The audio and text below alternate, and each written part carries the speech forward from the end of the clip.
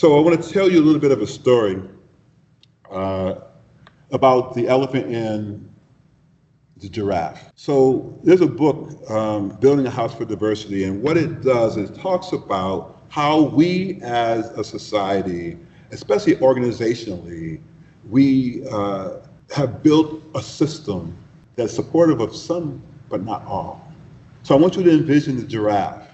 Giraffe has a business, and the structure is tall and skinny, then very not so wide hallways. The door into it is not very wide, and they are just basically serving themselves, right? Everything giraffe is what goes through that business. The mindset, all those things. The only thing that is coming out by way of product benefits the giraffe. But the giraffe has a friend, it's an elephant, and he said, you know what, I want to invite you in. I want you to be a part of the table.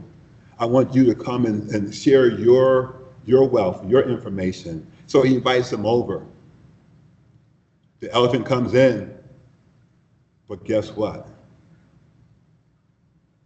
The elephant shakes it up a bit, right? Remember my hashtag, shakes it up.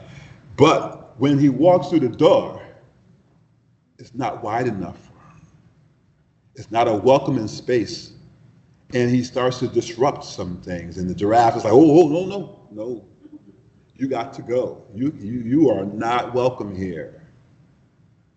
And so what ends up happening is there is no meeting of the minds. There is no conversation about how we can work together and create product that all of us can benefit from. Because we're not willing to have the type of structures in place. We're not willing to have a table that fits not just the giraffe, but also the elephant.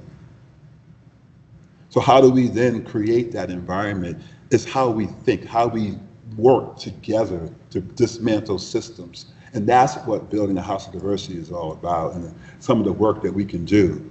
So we can, from these three pillars, reimagine what it might look like, how we humanize people, how we personalize their story, and how we work through problems, we problematize, so that all individuals can benefit from the structures that we all have to live within.